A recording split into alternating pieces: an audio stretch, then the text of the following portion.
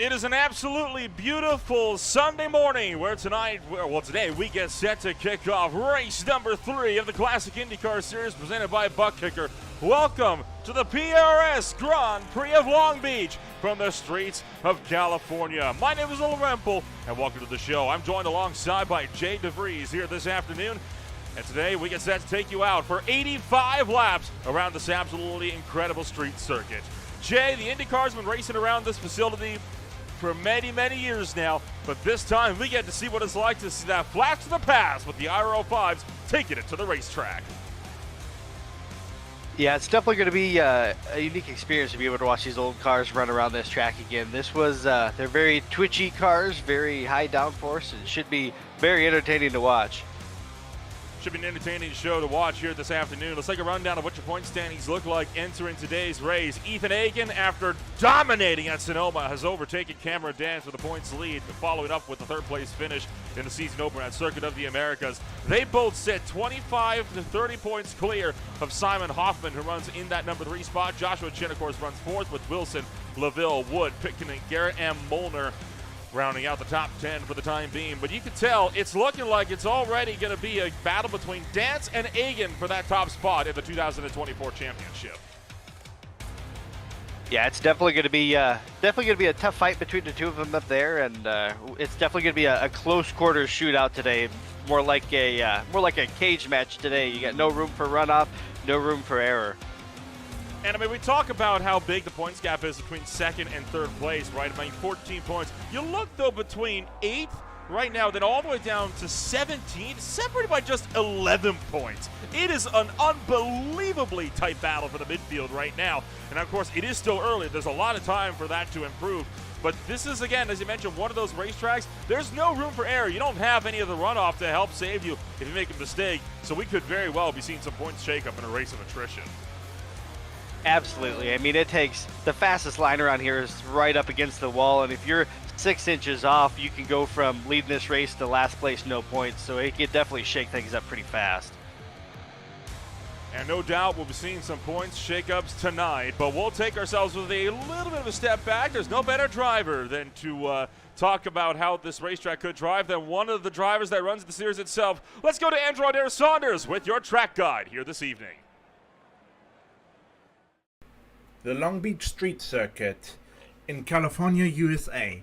Track length 3.2 kilometers. 2 high-speed stretches, 11 turns, 2 ideal spots for overtaking. Top speed 280 kilometers an hour. Coming up to the final corner, making the turn very wide to have a good exit. On the throttle early and smoothly for a good exit, and now onto the start and finish straight up to 4th and 5th gear over the line to start a lap. Taking a smooth bend through not turn 1. Stay on the right hand side, but do not cross onto the pit exit line or you'll get a slot. And braking hard into turn 1, staying in second, easy on the throttle until you reach the fountain section, taking the curbs on the right hand side. Easy on the throttle to the next turn, taking the curb on the right hand side. For turn 5, only take a little bit of curb, otherwise you'll lose control of the car.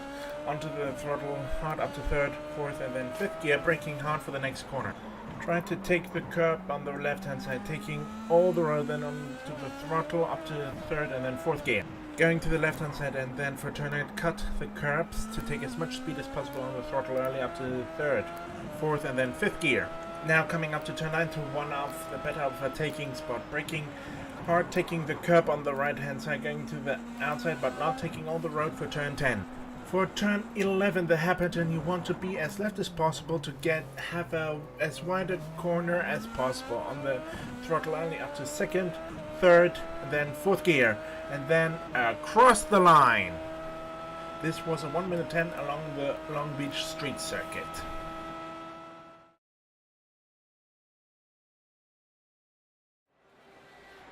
Well, we return back to the Long Beach Street Circuit. The final minute of warm-up is currently underway, and well, I mean, you can tell right there on that track guide, right, Jay, just how tight this track is and how tight those walls are. That final hairpin in particular, I've got an itchy feeling we're going to be finding ourselves with the wreck there in the opening few laps. It's just so tempting to want to put your nose in there, to feel like you have a little bit of room. But once you get to that apex, there's not room for more than one car unless you're getting your elbows out and moving some people out of the way. But this track is just, it's very unforgiving. It's like trying to ride a unicycle on a railing. I mean, you got to stay right on it the whole time. I think that's a pretty good analogy as to how this race could pan out. And the last street circuit race I remember calling with these guys was at Detroit Belle Isle a few years ago with this series. And over there, it was Joshua Chin who dominated. Out of the 20 or so cars that started the race, I believe only 12 ended up finishing. And out of those, there was only one besides Chin that was left on the lead lap. And he was about 4 seconds away from being lapped as well. So this could be a race of attrition. I would not be surprised if we saw some drivers start to expand those points leads early out and even those gaps early in the running this evening. But we've got ourselves with warm-up finished up, so let's take a rundown of what your starting grid is going to look like as we get set to duke it out for 85 laps around the streets of California. Started on the pole today, it is Willie Schwarbauer alongside Matt Molnar out of Canada. Ethan Hagen starts at the number 3 spot with Jan Hoffman in 4th. Andrew Wood starts 5th with Logan Simmons in 6th. Johnny Garrett is 7th, Lucas Laville is 8th, Sebastian Kinder is 9th, Julian Altena rounds out the top 10, Jay.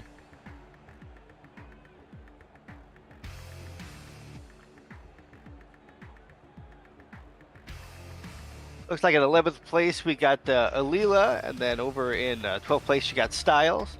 3rd place we got Shoemake, and 4th place we got Wilson. It looks like inside row we got Stum in 15th, and then Aiken out in 16th. Pickenen, if I'm saying that right, is 17th, and Saunders in 18th. Surya in 19th, and on the back row we got Barnikov and Grosser bringing up the rear. All drivers gridded on up and working to get ourselves rolling on a very short pace lap here before we get set to go to full green flag racing action. Robert Grosser at the back of the field, of course the CIS founder, making his first start of the season. He's been attending the last 2 races, but more in a race control capacity tonight. He'll be starting this race on the aftergrid itself and making his first laps of the season. So the pace car going to lead the way through the final corner here of the Long Beach Street Circuit. We're happy that you joined us here on this Sunday evening.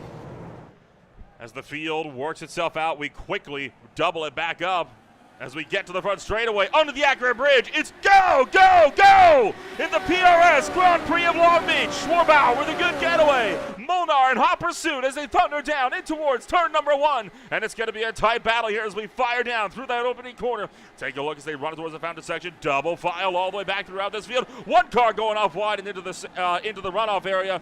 Schwarbauer, meanwhile, keeps it out front. That was Kinder that went off. And now it looks like we got a little bit of a pileup over there in the fountain section.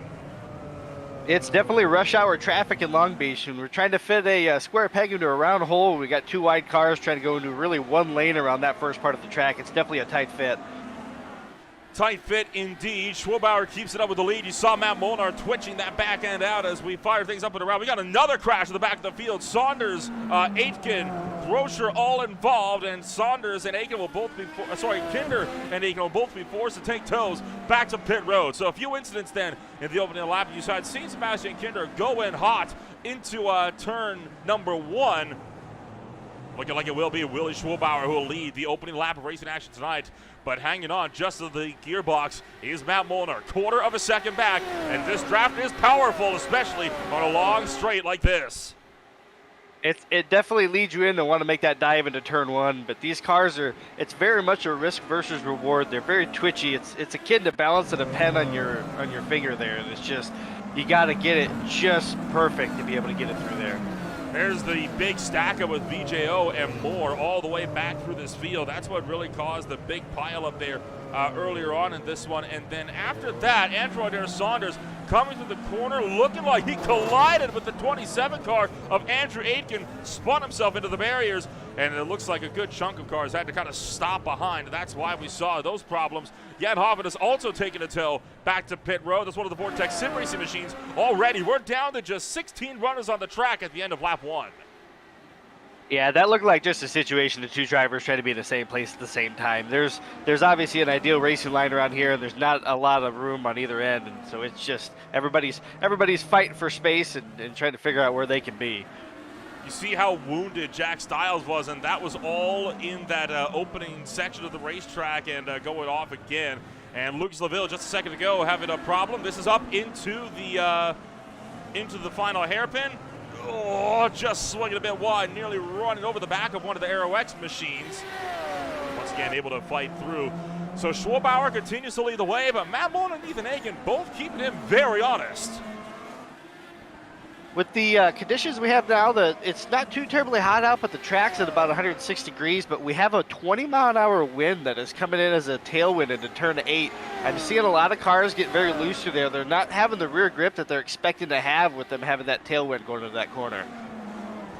I think you're kind of right on that one, which is why we see some of these drivers really tiptoeing it around here. You got this big battle for the lead. It is not the only one. You've also got to fight your little. Oh, big crash, and Laville, the Frenchman, has bent it hard into the wall, coming on down on the Seaside Way, and he's lost the front wing on that car as well. In fact, the whole nose cone's been torn off. And now another car slides up behind. That was Stum, Franz Josef Stum, with a big impact into the wall.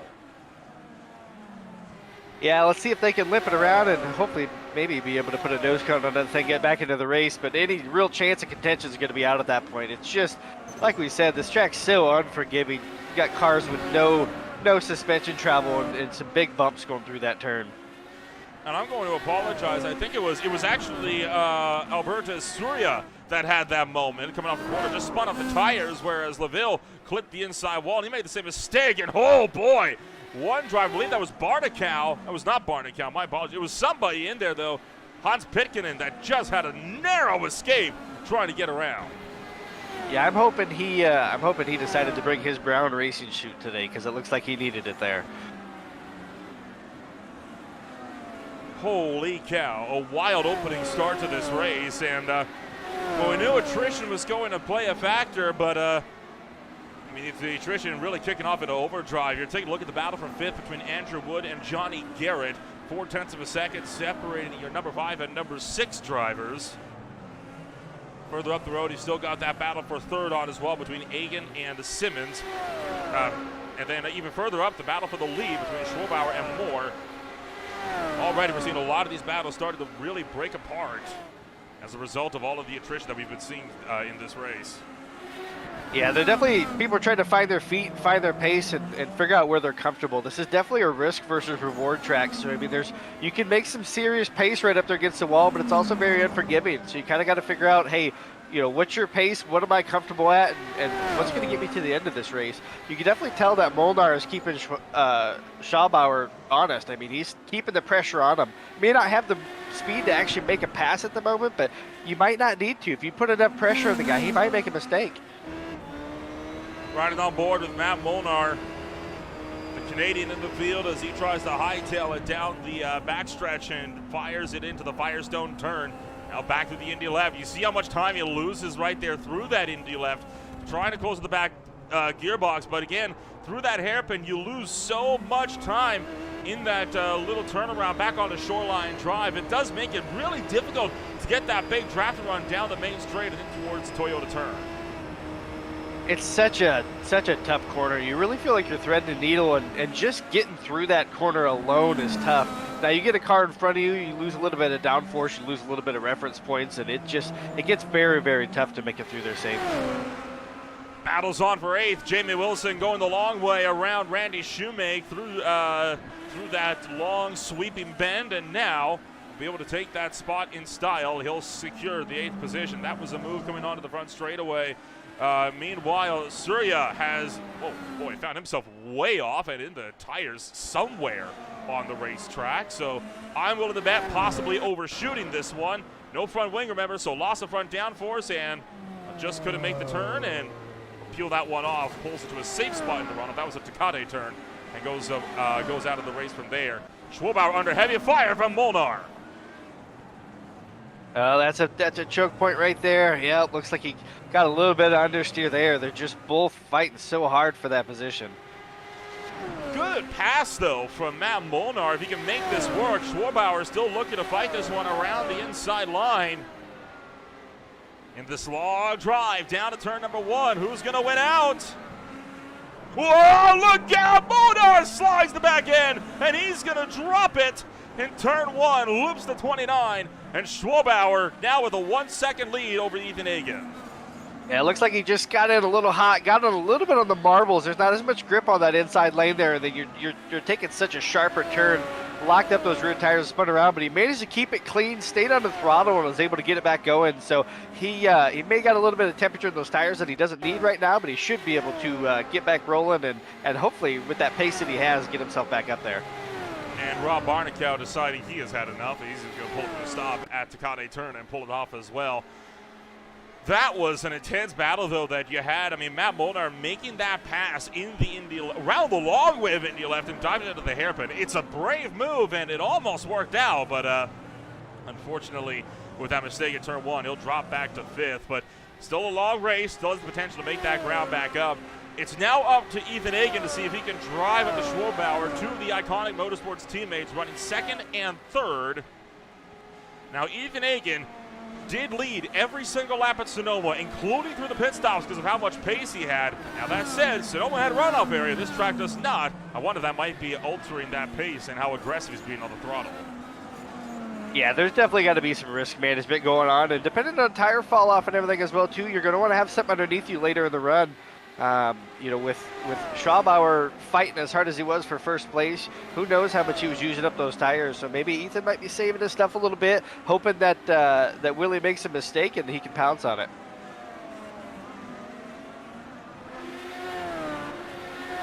We're not anticipated to have more than about 35 laps or so in these fuel tanks, so we will be seeing these drivers making a couple of stops throughout the course of the evening. It will not be a potential one-stop race like we saw at Sonoma 2 weeks ago.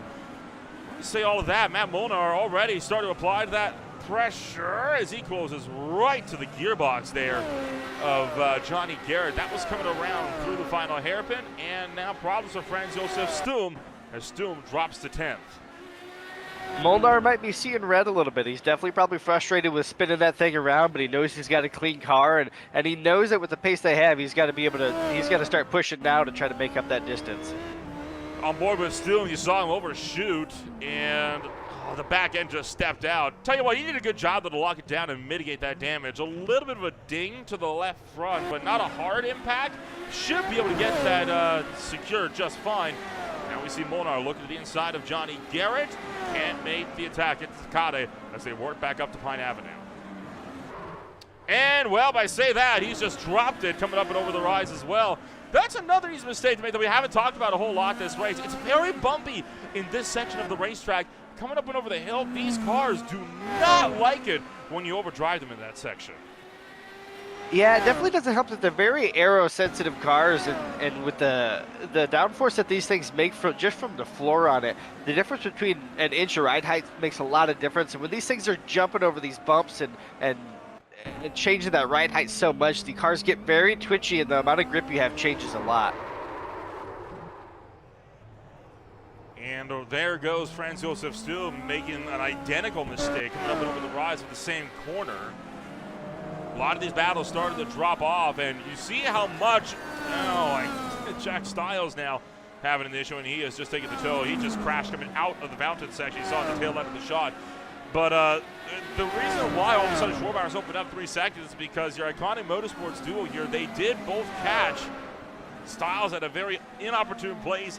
And it took him a little bit to get around him, considering Stiles has damage on the rear. He had damage on the front. They couldn't keep it up with race pace. Now they're free to unleash and try to run him back down. But 3 seconds, that's a long way to go.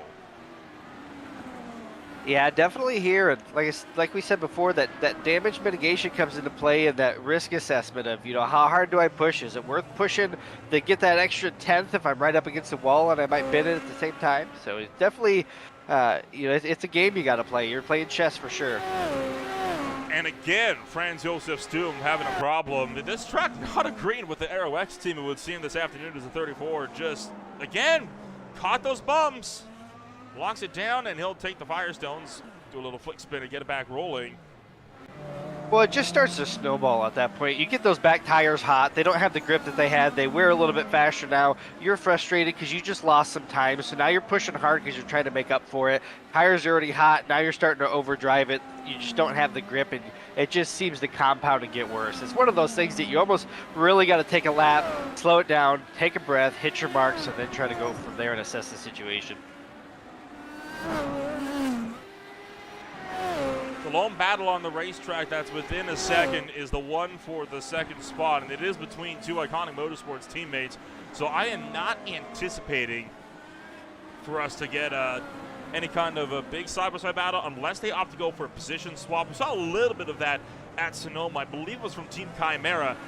It was either Team Chimera or Aeromax, one of those two drivers. But right now, Iconic Motorsports, I mean, they're running pretty securely in second and third. They're not really closing in, but they're not losing too much either. It is worth noting that Willie Schwarbauer is, of course, another Iconic teammate to boot.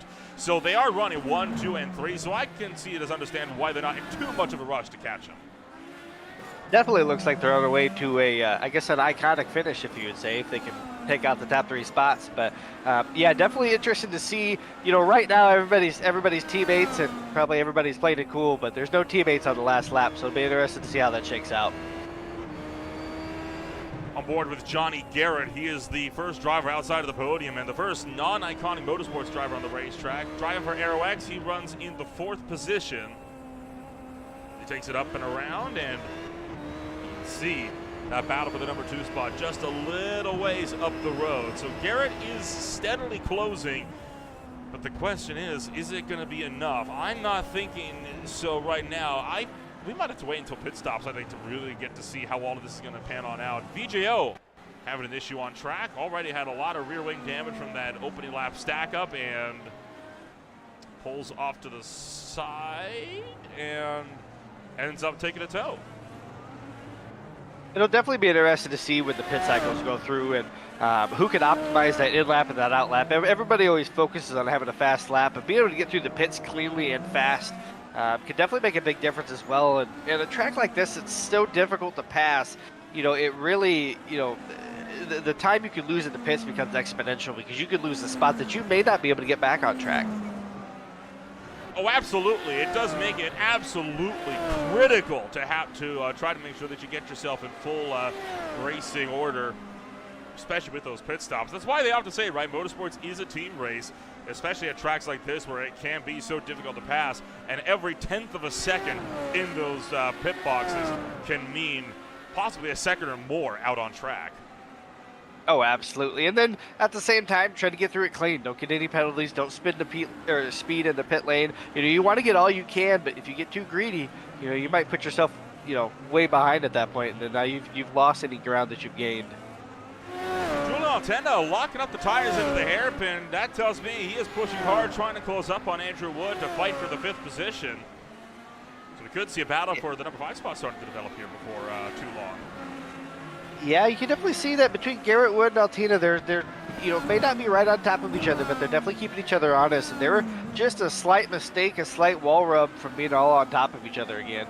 So they're definitely pushing for sure. And especially to that hairpin, you know, you got a very downforce dependent car, and you get into those slow corners, and it just doesn't have that grip that it has everywhere else. It's really, really easy to lock up these cars. You have no traction control, no ABS. I mean, they're true driver's cars here. To the point where they don't even have push to pass either, which is another thing that's been mentioned a few times throughout the course of this race. Andrew Wood having problems as he was coming up over the rise. He is now lost 5th and 6th, so that makes that a very easy battle for Altena. And is it that hill? He sure is. Loops the hill, and oh, he does tag the wall. That might be of some concern to that left front. We'll have to keep tabs on that. That bump is catching drivers out left and right, and it's just very, you're trying to get on the power. You don't have a lot of grip. You also, like I said before, right now we got about an 18-mile-an-hour tailwind going through there, so you don't have a lot of grip coming out of that corner, and you're trying to put the power down. You hit that bump at the same time, and it's just tough.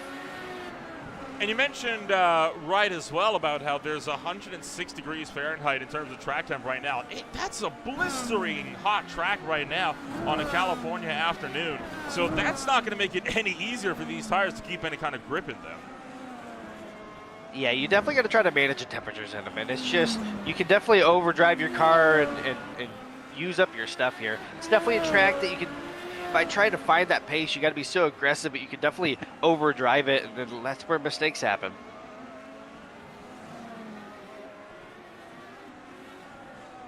Currently, only 13 cars remain on the racetrack out of the initial 21 that took the green flag. 3 of them did not make it to the end of the first lap. Those drivers were Sebastian Kinder, Jan Hoffman, and Andrew Aitkener. They did not at least complete a full lap. Surya, Laville, Barnacow, Styles, and VJO also all in pit road for the time being. And out of that, everybody else still on the late lap, so at least no blue flags coming on up yet. But you know for a fact that Schwabauer not too far away for catching Stum. There was bound to be some attrition in that first lap. I mean, you look at how narrow it comes into turn one, and you had 2 rows of cars, 2 lanes of cars coming in like it was a Black Friday sale, and they're all elbowing each other out of the way. It was just, like I said, you were bound to have some attrition there. I really love that analogy, firing it like it's a Black Friday sale.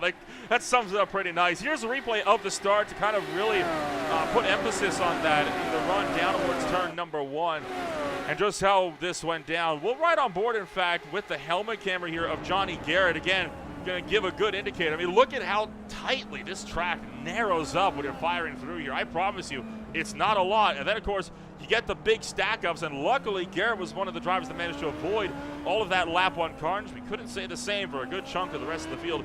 That stretch right there that we just saw him go through is one of the more unnerving sections of the racetrack for me, because that part really only is about 1.5 lanes wide.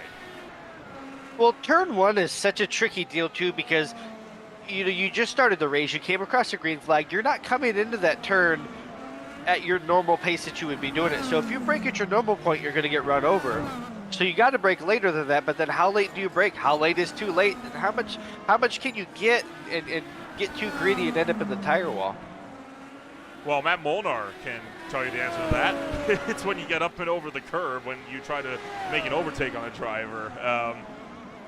Molnar still running in 6th, and I mean, not as far as like the overall race goes. I mean, 12 seconds back. That's not horrible. He hasn't been gaining a whole lot, but I mean, that car is still clean, and he still clearly has some pace behind him. So I think Molnar could very easily still walk away out of this race with the top 5 finish. Oh, absolutely, and it's one of those things too. Is we're 17 laps into an 85 lap race. We got to be there at the end. I mean, you got to be there to see what's going to happen and see what moves you can make. If he can just stay in it, keep the car clean, he's probably told himself, hey, let's settle down a little bit, let's hit our marks, let's find our groove, and not try to push it too hard and see where things shake out. Another battle continuing to develop. We checked in just a little while ago on it. It is Andrew Adair Saunders and Franz Josef Stum, 0.7 of a second amongst the two. And there you see your race leader, Willie Schwabauer, just in behind this pack as well, so about to lap these two. Stum and Saunders have both had their fair share of struggles here this afternoon, and you can tell they're both in risk management mode. They're both just trying to make sure that they're going to be there to fight it out at the end of this race. And in fact, it looks like Stum started to drop back. Sanders, I think, is starting to pull away. Yeah, it's definitely tough. And then at this point, too, you may only be 18 laps in, but you guys are working hard in the car at this point. You're trying to focus. You have to be so perfect every lap, and the longer this race goes on, the more that wears on you, the more it's easier and easier to make a little mistake and to go 6 inches too wide. And 6 inches too wide anywhere else, wouldn't be that big of a deal, but here, that's the end of the race. It sure is, especially in open wheel cars, right? I mean, you look at, for example, a late model stock that runs here. You can hit that wall all you want. You won't have too much of a problem. Not the case in open wheel cars. They tend to be a lot more sensitive, a lot more fragile, and the speeds they can carry is still immense as well, which does make it even more impressive when these guys are able to get side by side. I think for the most part, we've seen a lot of the side-by-side action already come to a close. What we'll be expecting to see this afternoon, a lot of the overtakes now are going to come either from mistakes, like we almost saw Saunders make, or they'll come from pit stops. Oh, absolutely. There's definitely going to be some strategy that's in play here, and really just put pressure on somebody, try to get them to make a mistake, and miss an apex that you can try to take advantage of it, as we see him lock up going into the hairpin there, which is, like I said, it's so easy to do there. The car really does not want to turn there. It doesn't have, these race cars don't have very much steering lock, and so you're just doing everything you can to try to get those little front tires to do something. And Schwabauer right on top now of that battle for 12th and 13th on the racetrack. So about to put these first two cars a lap down on pace alone. And this last lap by, Molnar is still showing he's got speed. He just put down the fastest lap. Oh yeah, he's definitely moving back there, and I think he's let his stuff cool down a little bit. He's relaxed. He's letting the race come to him. I think he's accepted that he may not be up there fighting for the top unless something happens, and there's no point in him overdriving it at this point. Schwalbauer will be interested to see how well he moves through this traffic. There's going to be more traffic later as the race goes on too, and see how nice people are willing to be to him. Made pretty short work of Stum and Saunders. He's made his way up and around. Now his teammates are just a little ways behind, and remember, they're in a battle for second as well. So we could very well be starting to see Logan Simmons and Ethan Hagen potentially start to consider maybe going for a position swap to see who's better at cutting through the traffic, especially since they've got Johnny Garrett only 0.8 of a second off of Hagen's gearbox. So we're about to have a three-way fight for the number 2 spot. Oh, absolutely. What makes it tougher, too, as the leader when you're coming through traffic, you're also the first one through there. So those guys may not be looking in their mirrors as much as they should be. And then as you go through and you move through traffic, every lap car you pass gets progressively faster and probably less likely to want to just let you cut through. So it gets harder and harder as you go through the pack. Johnny Garrett continuing to close in. You take a look at the lap deltas, and I mean, it's a pretty interesting story. What, half a second, and there we go. Logan, oh boy, I thought Simmons was going to let Hagen through for a hot minute because he pulled down to the inside. And Hagen even now looking to make that move on Logan Simmons. So I think they're starting to get a little bit twitchy over who's going to end up being the rear gunner supporter, who's going to be the tip of the spear. I don't think Johnny Garrett's about to wait to let them sort that discussion out. Yeah, Garrett looks like he's ready to make something happen on this thing. I think he's tired of waiting. He's ready to make a move. He's sitting there in the draft right now, but it's definitely going to be tough trying to get through both of them. You get past one of them, you start attacking the other one, and then all of a sudden Ethan's going to be back on your tail. It's definitely going to be an interesting chess game to see how this comes out. As well as lap traffic now coming up ahead of him. It'll be interesting to see how this all shakes out as they all bunch up together. Trying to see if he can make that look, and he will in fact back off a little bit as Franz Josef Stum pulls aside. He'll let the entire battle through. I think that's a wise move from Stum to make that kind of a decision, because he knows that Saunders up the road is going to have to do the exact same thing eventually. He's just hoping that they can catch Saunders in a place that'll be good for himself, and that way, you're not breaking up the battle for second, third, and fourth. You don't want to be that guy. And, oh no, Molnar again looping it around after he was making so much progress. And he's out. Yeah. Yeah, I'm sure he's just extremely frustrated at this point. It's just tough. I mean, like I said, it compounds. It just keeps getting worse. Oh, well, that'll be why he towed. Body slammed the tire barrier, and that would have, I'd imagine that would have broken the suspension on that car, which is why we saw him take that tow to pit road. That's a tough break, though. I mean, he was doing so well. He was up to second, fighting for it earlier, dropped at ones. He recovered up to sixth, then lost it again in about the biggest way possible, and that'll leave just 12 on the racetrack. It's tough when you catch that left rear like that, because then it just points your nose right into the wall and you got nowhere to go. And that's once again what's so tough about this track is that turn right there, where he was at, that was 6 inches from probably being the fastest lap. But instead, he's taking a toe to the pits. It's a tough break indeed, and we'll continue to wait and see how the rest of these battles are going to shake out. The battle for second starting to break apart a little bit more. Meanwhile, Andrew Wood and Jamie Wilson are going at it once again. And Andrew oh boy, Saunders slow and almost stopped against the outside wall. That's a risky place to be stopped as well, at a corner where you have to track out all the way out to that outside wall. What are you willing to bet that he has body slammed that wall? Oh, I'm sure that there's definitely had to be some contact there. I mean, he definitely wasn't getting moving quick. Let's see what happened here. In too hot, and yeah, it wasn't even a hard hit.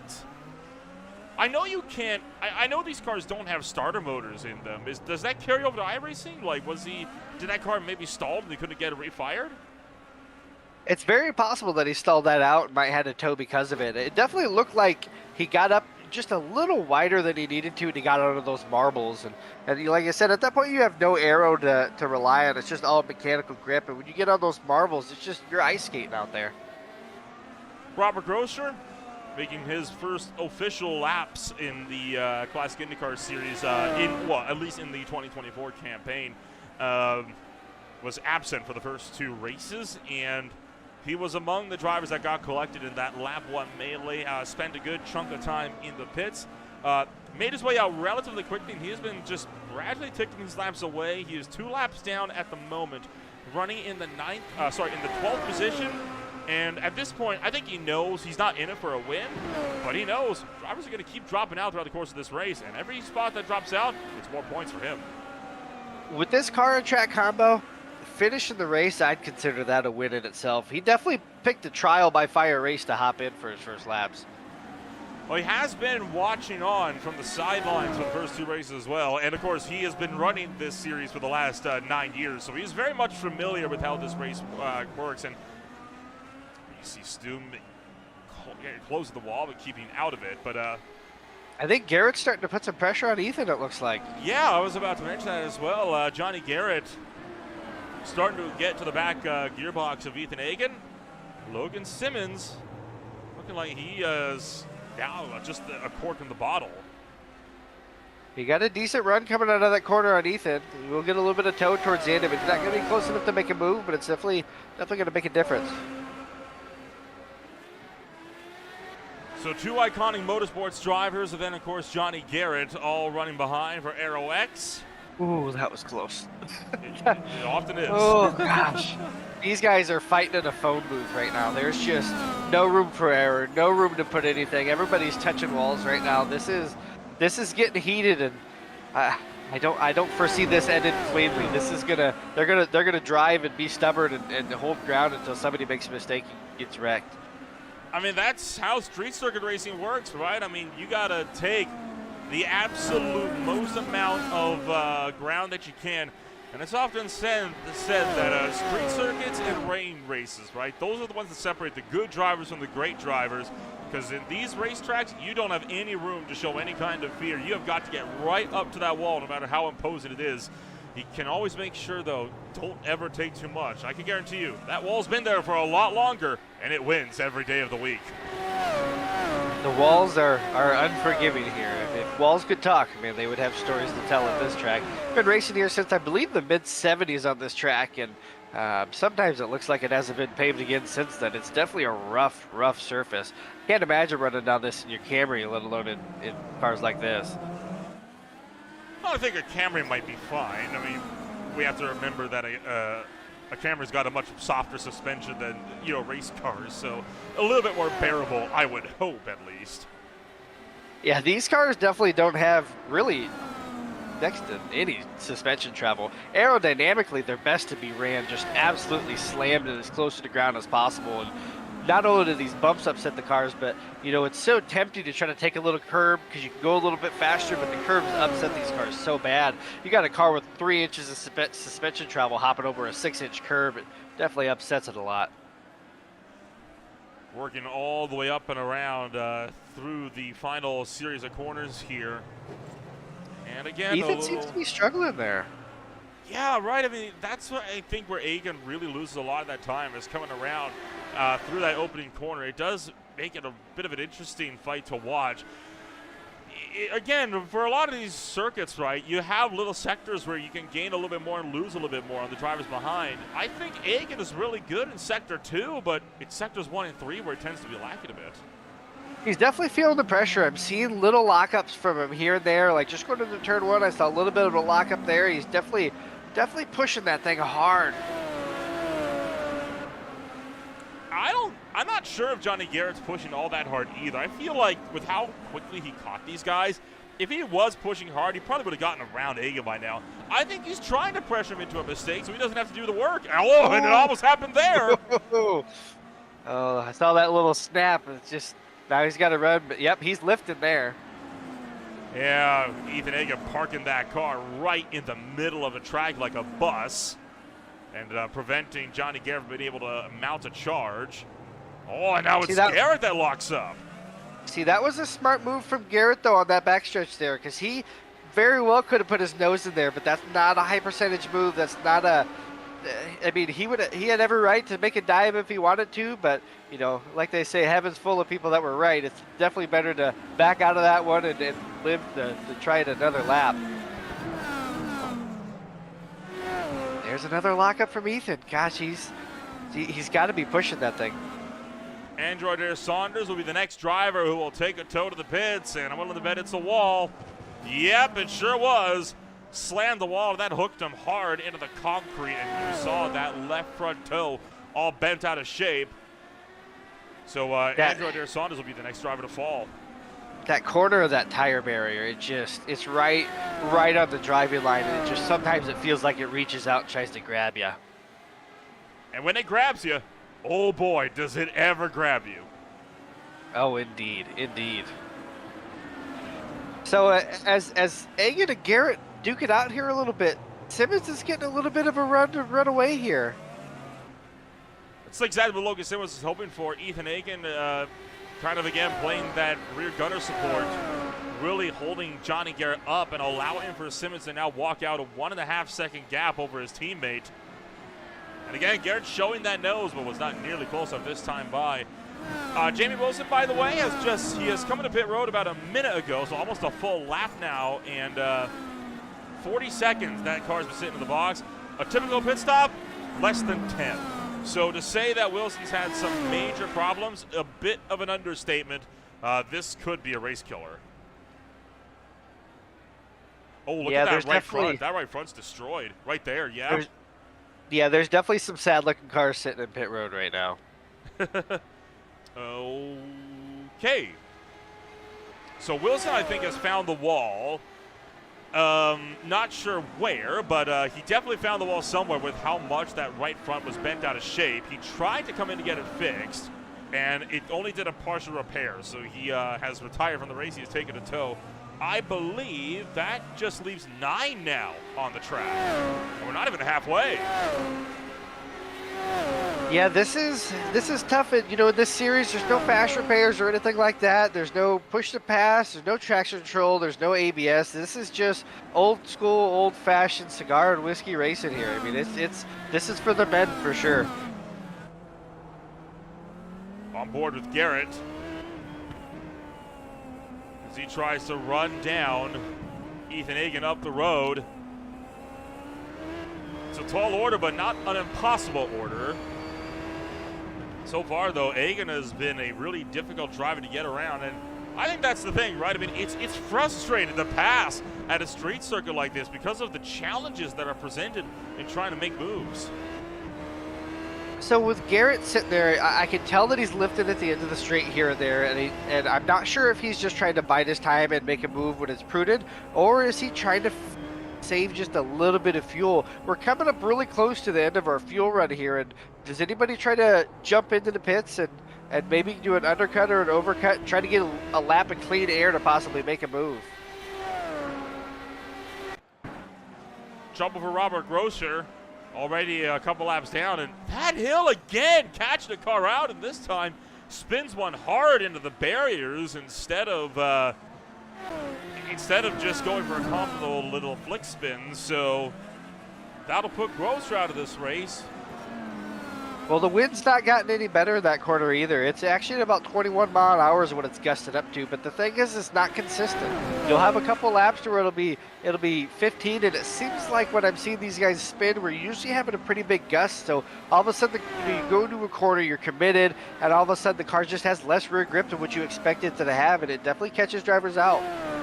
I think wind has a reputation for not being very consistent, even in the real world. I mean, just yesterday at the track, you know, I was outside doing some winners interviews. It was all well and good. All of a sudden, a massive windstorm blew up in the span of a few seconds, and we had garbage cans being tipped over. So it's insane how quickly the wind can ebb and flow. And that's replicated very well, I think, in iRacing as well. And you can tell with how these cars have to navigate certain sections of a very bumpy racetrack. Oh, absolutely, absolutely. It's always handy when they have a track that's got flags. You can kind of take a look at the flags and see where the wind's going. But this track is not a track that has very many options on that. You don't really have any good reference points. So unless you have telemetry or data or crew chief in your ear telling you where it's at, it's really easy to get caught out by it.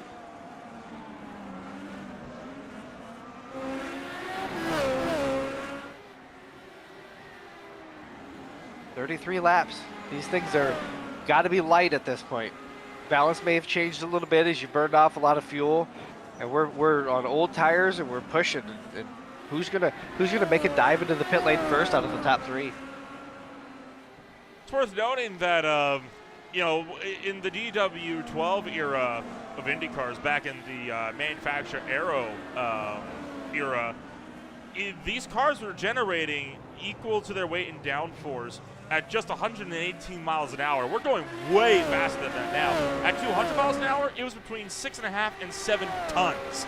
I mean, it is insane how much downforce these cars generate. Now, obviously, again, that was with the DW12 Aero Kit chassis. It was not with the IRO5, which is, of course, a whole other Aero Kit entirely. But it gives at least a little bit of a ballpark about the downforce that these cars can generate. So the fact that the wind is able to upset cars that have that much downforce is a testament to how wind sensitive they really are. Oh yeah, that's always the downfall of these, very aerodynamically dependent cars, is they are very aero sensitive, and they're also very twitchy. These cars don't like getting sideways, like as you saw there. They make good downforce when the air's headed the right direction over them, but when it's not, when you get that thing too sideways or too yawed out, you lose just a ton of grip and the car wants to snap around on you. We're pretty close to that pit window as well, so I'm expecting to see quite a few drivers coming into the pits within the next 10 laps or so. You had seen Julie Altena be the driver that spun around. Lucas Laville did just try to leave pit road. He had spent the last half hour getting damage repairs after that huge crash that he had earlier on. It took him just seconds before he found himself pulling back down into pit road and taking a tow.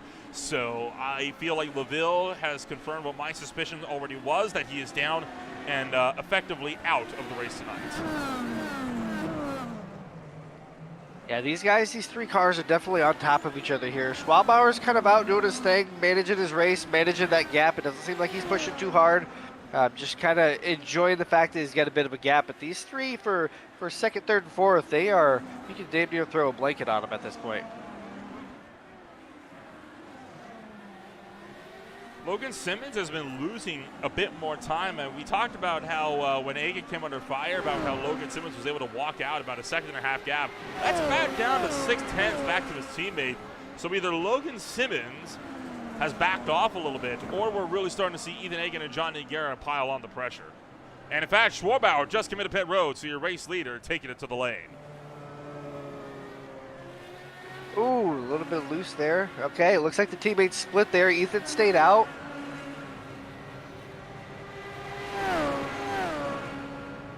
Ethan will stay out. He'll pick up the race lead. Johnny Garrett 7/10 of a second behind. Right now, Schwabauer is the one that will make that dive into pit road. And I didn't think he was in a pit stall at first, but he just went up on the jack. So that tells me he very much was. Now the question will be, where does Egan come out in relation to Simmons? Yeah, Ethan is definitely pushing right now. I'm looking at his lap data right now, and he's definitely moving, trying to make the most out of this in lap. It's a good time to do it too, right? Because he's got a car right in front of them. They're about to catch as well with lap traffic. As boy, Garrett got close to the wall. So I think this lap will be the best lap to come on down before you have to worry about more lap traffic up the road. So diving through Firestone turn into the Indy left and back around to the hairpin. Will we see these 2 cars pit in this time?